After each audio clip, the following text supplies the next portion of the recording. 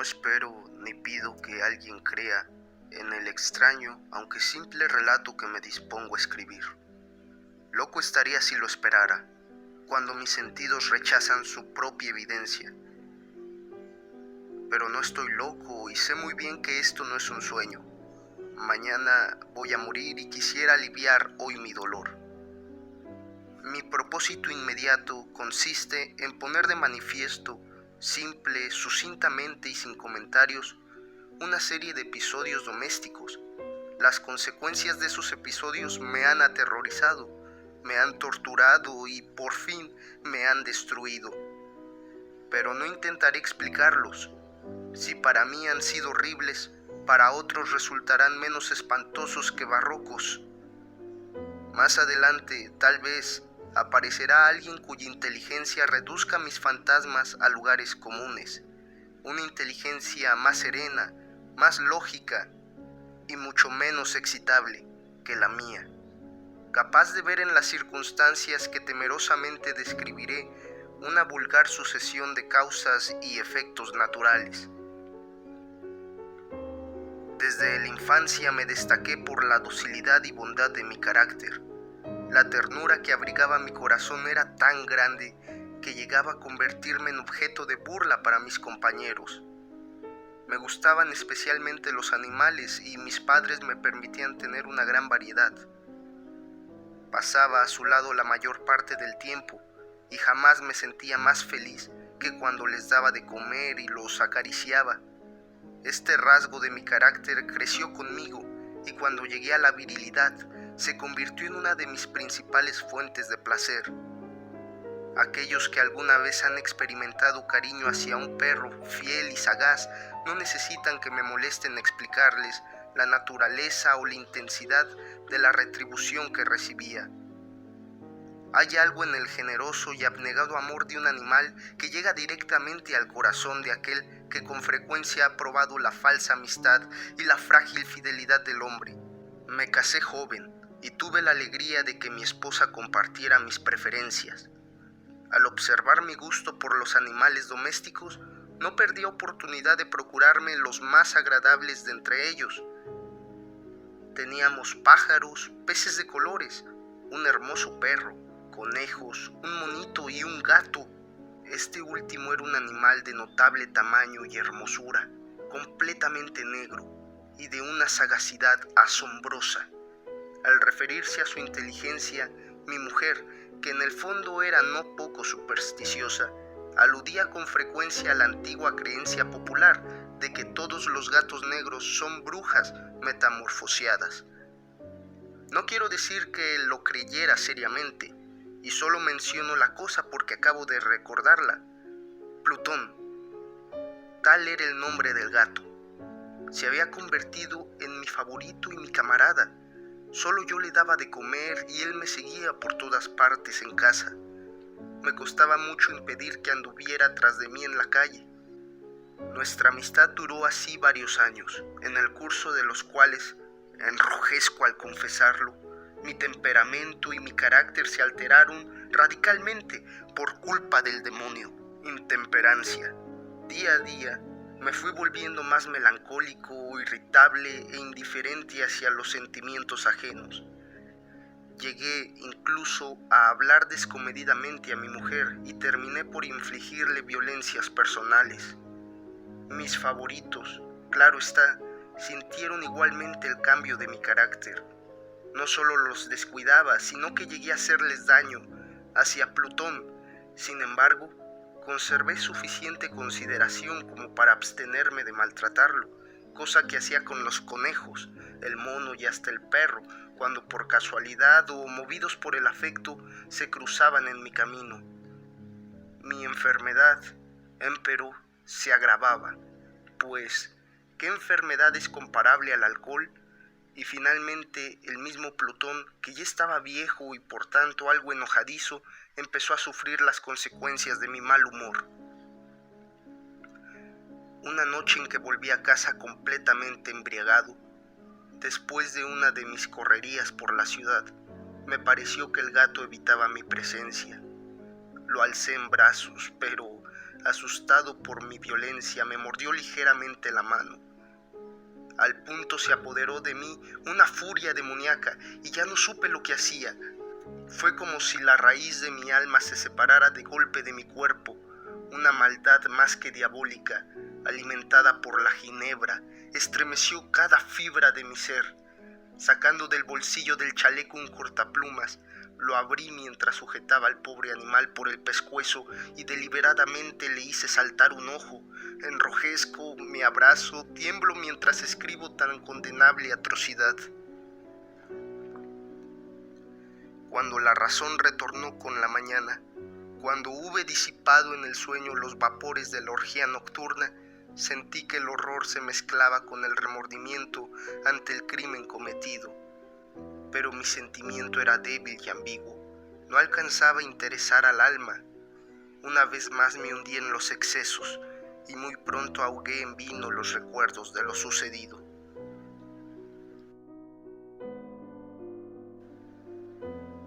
El gato, entre tanto, mejoraba poco a poco. Cierto que la órbita donde faltaba el ojo presentaba un horrible aspecto, pero el animal no parecía sufrir ya. Se paseaba como de costumbre por la casa, aunque, como es de imaginar, huía aterrorizado al verme. Me quedaba aún bastante de mi antigua manera de ser para sentirme agraviado por la evidente antipatía de un animal que alguna vez me ha querido tanto.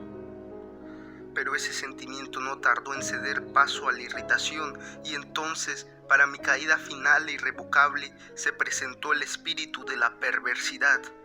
La filosofía no tiene en cuenta este espíritu y, sin embargo, tan seguro estoy de que mi alma existe como de que la perversidad es uno de los impulsos primordiales del corazón humano, una de las facultades primarias, indivisibles, uno de esos sentimientos que dirigen el carácter del hombre. ¿Quién no se ha sorprendido a sí mismo 100 veces en momentos en que cometió una acción tonta o malvada por la simple razón de que no debía cometerla? ¿No hay en nosotros una tendencia permanente que enfrenta descaradamente al buen sentido? Una tendencia a transgredir lo que constituye la ley por el solo hecho de serlo. Este espíritu de perversidad se presentó, como he dicho, en mi caída final, y el insondable anhelo que tenía mi alma de vejarse a sí misma, de violentar su propia naturaleza, de hacer mal por el mal mismo, me incitó a continuar y finalmente a consumar el suplicio que había infligido a la inocente bestia. Una mañana, obrando a sangre fría, le pasé un lazo por el pescuezo y lo ahorqué en la rama de un árbol. Lo ahorqué mientras las lágrimas manaban de mis ojos y el más amargo remordimiento me apretaba el corazón. Lo ahorqué porque recordaba que me había querido y porque estaba seguro de que no me había dado motivo para matarlo. Lo ahorqué porque sabía que, al hacerlo, cometí un pecado mortal que comprometería mi alma hasta llevarla, si ello fuera posible, más allá del alcance de la infinita misericordia del Dios más misericordioso y más terrible.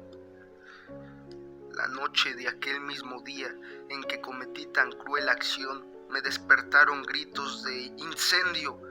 Las cortinas de mi cama eran una llama viva y toda la casa estaba ardiendo.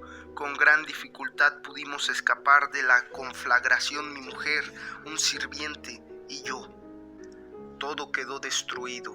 Mis bienes terrenales se perdieron y desde ese momento tuve que resignarme a la desesperanza. No incurriré en la debilidad de establecer una relación de causa y efecto entre el desastre y mi criminal acción, pero estoy detallando una cadena de hechos y no quiero dejar ningún eslabón incompleto. Al día siguiente del incendio acudí a visitar las ruinas. Salvo una, las paredes se habían desplomado. La que quedaba en pie era un tabique divisorio de poco espesor, situado en el centro de la casa y contra el cual se apoyaba antes la cabecera de mi lecho. El enlucido había quedado a salvo de la acción del fuego, cosa que atribuía a su reciente aplicación. Una densa muchedumbre habíase reunido frente a la pared y varias personas parecían examinar parte de la misma con gran atención y detalle.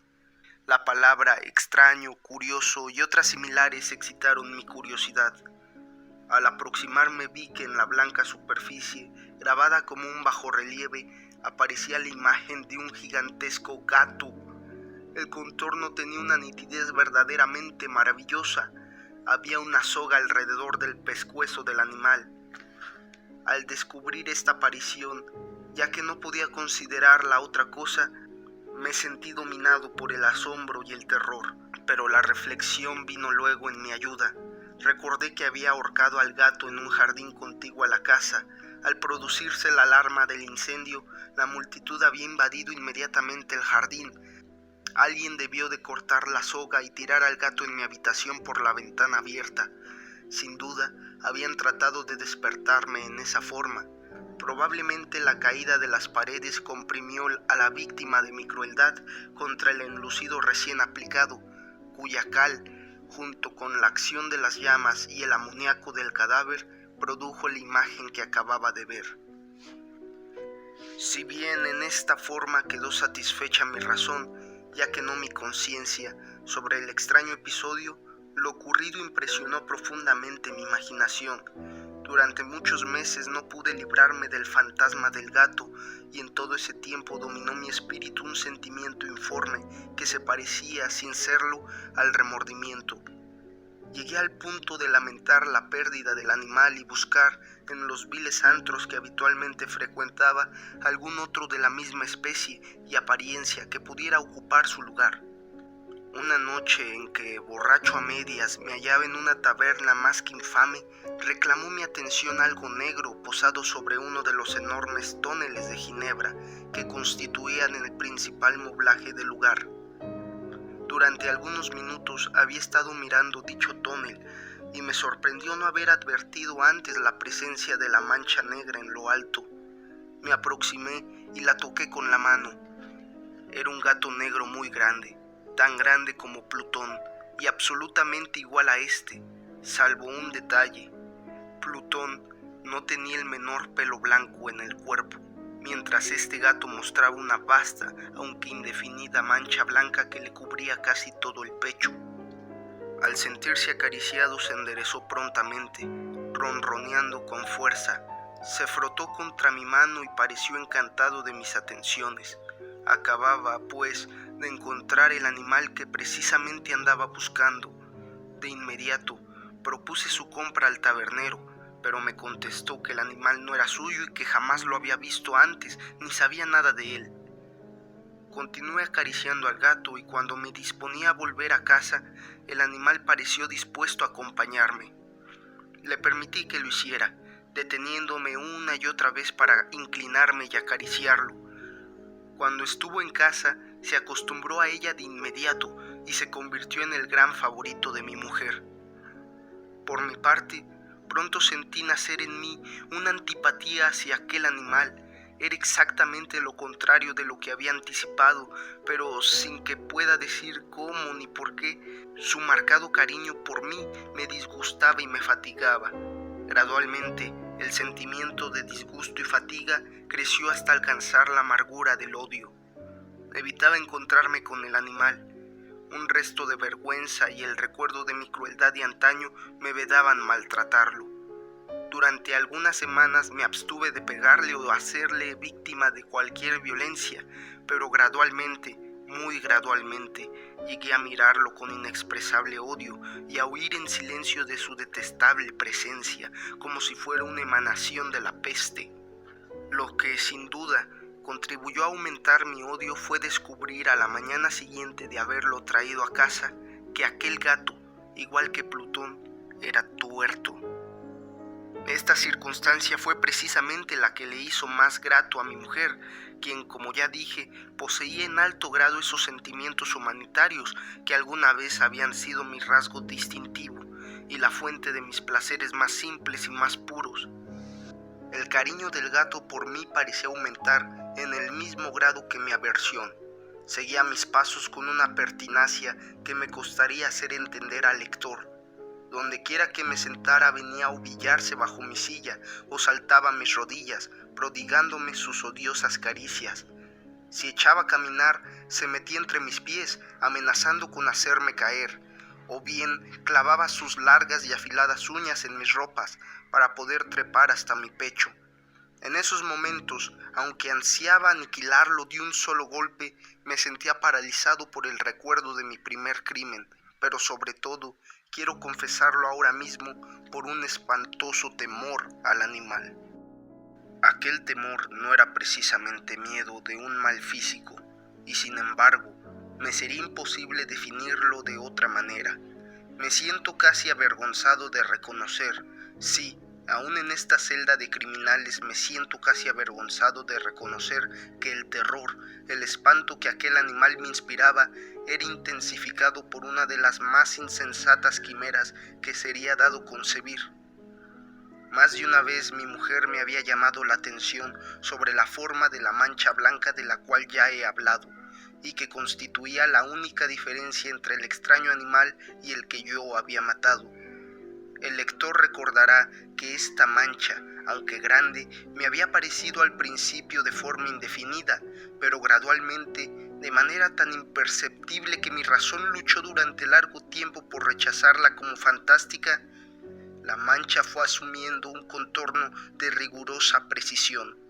Representaba ahora algo que me estremezco al nombrar, y por ello odiaba, temía y hubiera querido librarme del monstruo si hubiese sido capaz de atreverme. Representaba, digo, la imagen de una cosa atroz, siniestra, la imagen del patíbulo. Oh, lúgubre y terrible máquina del horror y del crimen, de la agonía y de la muerte. Me sentí entonces más miserable que todas las miserias humanas. Pensar que una bestia cuyo semejante había yo destruido desdeñosamente, una bestia era capaz de producir tan insoportable angustia en un hombre creado imagen y semejanza de Dios. Ay, ni de día ni de noche pude ya gozar de la bendición del reposo. De día, aquella criatura no me dejaba un instante solo. De noche, despertaba hora a hora de los más horrorosos sueños, para sentir el ardiente aliento de la cosa en mi rostro y su terrible peso, pesadilla encarnada de la que no me era posible desprenderme, apoyado eternamente sobre mi corazón. Bajo el agobio de tormentos semejantes, sucumbió en mí lo poco que ya me quedaba de bueno. Solo los malos pensamientos disfrutaban ya de mi intimidad, los más tenebrosos, los más perversos pensamientos. La melancolía habitual de mi humor creció hasta convertirse en aborrecimiento de todo lo que me rodeaba y de la entera humanidad, y mi pobre mujer, que de nada se quejaba, llegó a ser la habitual y paciente víctima de los repentinos y frecuentes arrebatos de ciega cólera a que me abandonaba. Cierto día, para cumplir una tarea doméstica, me acompañó al sótano de la vieja casa donde nuestra pobreza nos obligaba a vivir. El gato me siguió mientras bajaba la empinada escalera y estuvo a punto de tirarme cabeza abajo, lo cual me exasperó hasta la locura. Alzando un hacha y olvidando en mi rabia los pueriles temores que hasta entonces habían detenido mi mano, descargué un golpe que hubiera matado instantáneamente al animal de haberlo alcanzado. Pero la mano de mi mujer detuvo su trayectoria. Entonces, llevado por su intervención a una rabia más que demoníaca, me zafé de su abrazo y le hundí el hacha en la cabeza. Sin un solo quejido, cayó muerta a mis pies. Cumplido este espantoso asesinato, me entregué al punto y con toda sangre fría a la tarea de ocultar el cadáver. Sabía que era imposible sacarlo de casa, tanto de día como de noche, sin correr el riesgo de que algún vecino me observara. Diversos proyectos cruzaron mi mente. Por un momento pensé en descuartizar el cuerpo y quemar los pedazos. Luego se me ocurrió cavar una tumba en el piso del sótano. Pensé también si no convenía arrojar el cuerpo al pozo del patio o meterlo en un cajón como si se tratara de una mercadería común y llamar a un mozo de cordel para que lo retirara de casa. Pero al fin di con lo que me pareció el mejor expediente y decidí emparedar el cadáver en el sótano, tal como se dice que los monjes de la Edad Media emparedaban a sus víctimas. El sótano se adaptaba bien a este propósito. Sus muros eran de material poco resistente y estaban recién revocados con un mortero ordinario, que la humedad de la atmósfera no había dejado endurecer. Además, en una de las paredes se veía la saliencia de una falsa chimenea, la cual había sido rellenada y tratada de manera semejante al resto del sótano. Sin lugar a dudas, sería muy fácil sacar los ladrillos en esa parte, introducir el cadáver y tapar el agujero como antes, de manera que ninguna mirada pudiese descubrir algo sospechoso. No me equivocaba en mis cálculos. Fácilmente saqué los ladrillos con ayuda de una palanca y luego de colocar cuidadosamente el cuerpo contra la pared interna, lo mantuve en esa posición mientras aplicaba de nuevo la mampostería en su forma original. Después de procurarme argamasa, arena y cerda, preparé un enlucido que no se distinguía del anterior y revoqué cuidadosamente el nuevo enladrillado. Concluía la tarea. Me sentí seguro de que todo estaba bien. La pared no mostraba la menor señal de haber sido tocada. Había barrido hasta el menor fragmento de material suelto. Miré en torno, triunfante, y me dije, aquí, por lo menos, no he trabajado en vano. Mi paso siguiente consistió en buscar a la bestia causante de tanta desgracia, pues al final me había decidido a matarla. Si en aquel momento el gato hubiera surgido ante mí, su destino habría quedado sellado, pero por lo visto, el astuto animal, alarmado por la violencia de mi primer acceso de cólera, se cuidaba de aparecer mientras no cambiara mi humor. Imposible describir o imaginar el profundo, el maravilloso alivio que la ausencia de la detestada criatura trajo a mi pecho. No se presentó aquella noche y así, por primera vez desde su llegada a la casa, pude dormir profunda y tranquilamente. Sí, pude dormir, aún con el peso del crimen sobre mi alma. Pasaron el segundo y el tercer día y mi atormentador no volvía. Una vez más respiré como un hombre libre. Aterrado, el monstruo había huido de casa para siempre. Ya no volvería a contemplarlo. Gozaba de una suprema felicidad, y la culpa de mi negra acción me preocupaba muy poco. Se practicaron algunas averiguaciones a las que no me costó mucho responder. Incluso hubo una perquisición en la casa, pero naturalmente no se descubrió nada. Mi tranquilidad futura me parecía asegurada. Al cuarto día del asesinato, un grupo de policías se presentó inesperadamente y procedió a una nueva y rigurosa inspección. Convencido de que mi escondrijo era impenetrable, no sentí la más leve inquietud. Los oficiales me pidieron que los acompañara en su examen. No dejaron hueco ni rincón sin revisar. Al final, por tercera o cuarta vez, bajaron al sótano. Lo seguí sin que me temblara un solo músculo. Mi corazón latía tranquilamente, como el de aquel que duerme en la inocencia. Me paseé de un lado al otro del sótano. Había cruzado los brazos sobre el pecho y andaba tranquilamente de aquí para allá. Los policías estaban completamente satisfechos y se disponían a marcharse.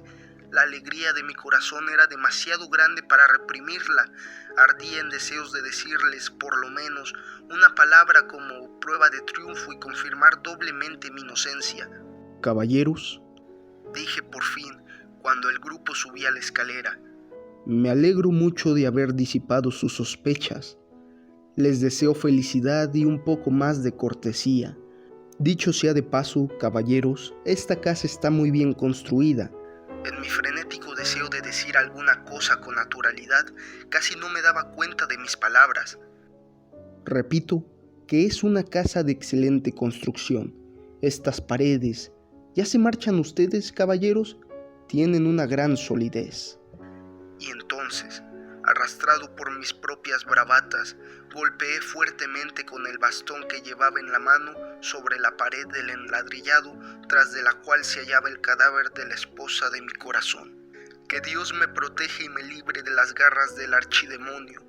Apenas había cesado el eco de mis golpes cuando una voz respondió desde dentro de la tumba, un quejido sordo y entrecortado al comienzo, semejante al sollozar de un niño, que luego creció rápidamente hasta convertirse en un largo, agudo y continuo alarido, anormal como inhumano, un aullido, un clamor de lamentación, mitad de horror, mitad de triunfo, como solo puede haber brotado en el infierno de la garganta de los condenados en su agonía y de los demonios exultantes en la condenación. Hablar de lo que pensé en ese momento sería locura. Presa de vértigo, fui tambaleándome hasta la pared opuesta. Por un instante, el grupo de hombres en la escalera quedó paralizado por el terror. Luego, una docena de robustos brazos atacaron la pared, que cayó de una pieza. El cadáver, ya muy corrompido y manchado de sangre coagulada, apareció de pie ante los ojos de los espectadores. Sobre su cabeza, con la roja boca abierta y el único ojo como de fuego, estaba agazapada la horrible bestia cuya astucia me había inducido al asesinato y cuya voz delatora me entregaba al verdugo. Había emparedado al monstruo en la tumba